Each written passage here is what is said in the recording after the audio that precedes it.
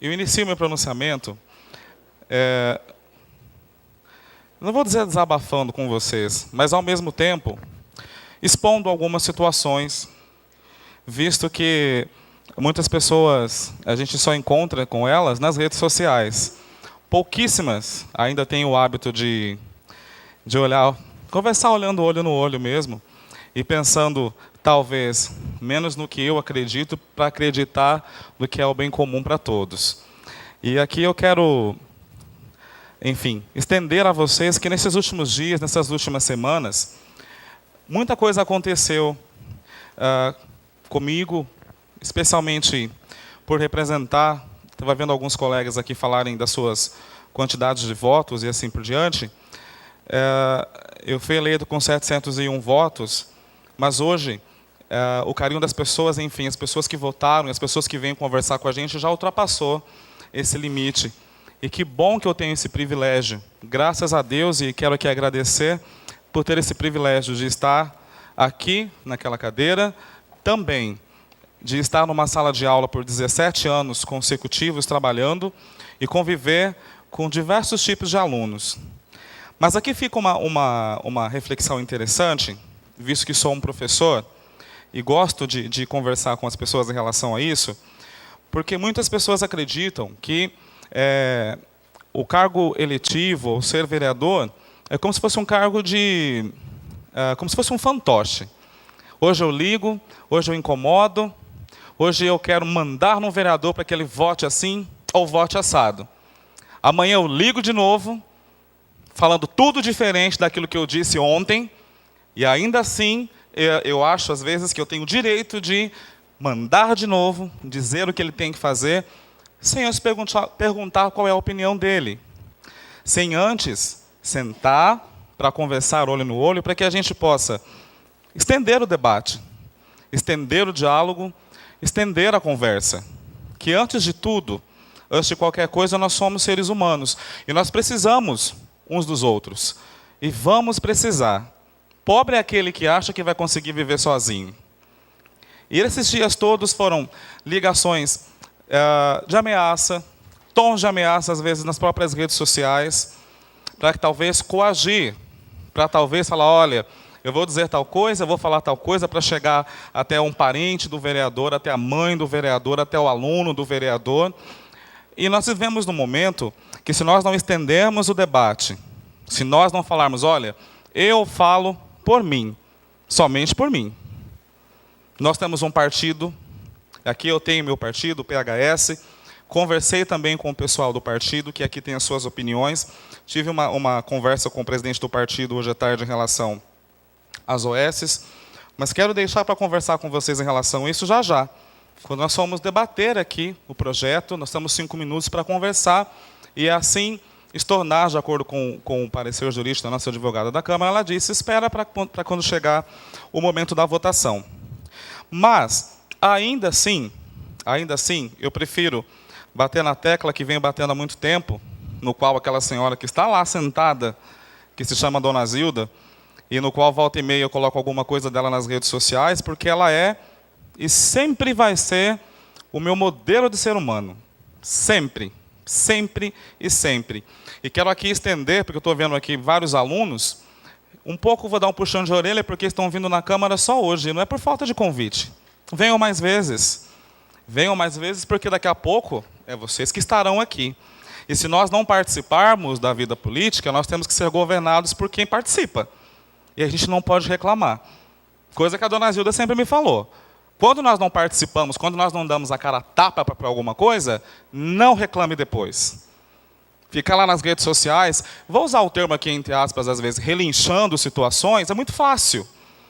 Ir para os sites da nossa cidade, inventar um codinome falso, com um e-mail falso, e falar um monte de abobrinha é muito fácil. Estar aqui, participar, dar a cara a tapa, que é o complicado. Isso sim, que nós precisamos fazer mais vezes. Não só participar de sessões polêmicas como é hoje. Quanta coisa já foi votada nesses 4 anos. E muita gente aqui nunca colocou o rosto para perguntar, o que está acontecendo aí na Câmara hoje, vereador? Aí eu pergunto, Como nós queremos fazer uma política diferente se nós não mudamos a atitude ao nosso redor? Aí é mais fácil apontar para o outro que resolva, sem conversar pessoalmente, sem trocar ideias. Mas, graças a Deus, de alguma forma, vamos pensar positivamente. Já diria Ariano Suassuna que a gente precisa ser um realista esperançoso. Então, seremos realistas esperançosos a partir de agora no que eu estou dizendo. Graças a Deus, de alguma forma, as audiências, as reuniões, quem participou, quem não participou, serviu para ampliarmos o debate sobre o que é as organizações sociais, sobre o que vai vir depois. É o suficiente? Fica essa pergunta. Já já eu respondo, como eu falei, vou seguir os trâmites como a nossa própria advogada me orientou. Mas eu quero também aqui lembrar um detalhe importante, que nós caminhamos para uma democracia vista e vivida. E nós só vamos mudar o nosso país, nós estamos vendo como está Brasília lá, e a gente esquece às vezes do nosso dia a dia aqui, que política se faz em casa, política se faz na escola, política se faz no trânsito, política se faz na fila do banco, às vezes na igreja, mas eu tenho um pouco de receio quando a gente fala política com religião, porque as pessoas são muito fanáticas e às vezes confundem as coisas. Mas em alguns momentos é importante sim discutir certos assuntos dentro do seu credo religioso, e aqui eu não vou entrar em detalhes, cada um, enfim, sabe e participa de um. Mas ainda assim, a democracia caminha para essa pequena mudança, que nós só vamos conseguir fazer algo, chegar até Brasília, já que nós nos envergonhamos tanto, como se Brasília fosse um outro país, a partir do momento que nós começarmos a mudar a nossa realidade. Eu digo isso para os alunos direto. Não adianta você reclamar da Dilma se você cola na escola. É corrupção do mesmo jeito. Ladrão que rouba R$1, rouba 1 milhão. A situação é a mesma. É a mesma. Então fica aqui essas reflexões para que a gente possa imaginar, talvez, um mundo, uma cidade, uma família, uma câmara, uma prefeitura, enfim, uma casa, uma escola diferente. E eu sempre digo, repito, a minha inspiração está lá, sentadinha lá, ó, que diz: não adianta você levantar a mão e falar, eu quero mudança. Você precisa ser a mudança. Essas inspirações que a gente vê por aí, esse blá, blá, blá que a gente vê por aí, nada acontece. Nada. E aqui eu venho dizer que, no início do meu pronunciamento, as pessoas que confiaram em mim, confiaram a mim o seu voto, nunca fugi. Não seria hoje. Nunca fugi e não seria hoje.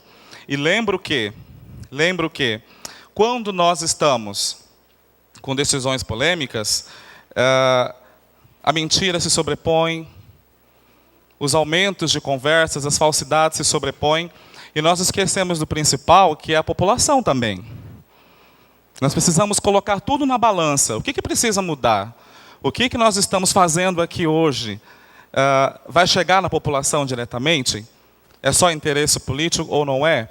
Precisa-se de mais tempo para refletir, para analisar? São perguntas que estou fazendo para todos nós aqui.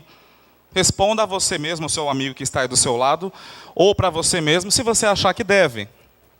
E ter opinião própria, minha gente, não agrada. É mais fácil você comprar uma opinião pronta de alguém. Se você discordar, você já não faz parte daquele grupo. Você já é minoria simplesmente por, às vezes, pensar diferente. Mas aí vem minha mãe de novo, né, dona Zilda? Eu já nasci minoria. E eu penso por mim mesmo, eu tenho os meus ideais, converso com todo mundo, nunca neguei sentar, olhar no olho de ninguém para qualquer situação quando eu sou convidado para isso. Quando eu sou incluso, sou chamado para isso. E aqui estou. Então ficamos aqui, esta didática, ou então essa reflexão para a noite de hoje, que daqui a pouco nós temos alguns projetos para serem aprovados, e eu volto aqui no tempo que me é permitido para a gente continuar conversando. E desde já, muito obrigado.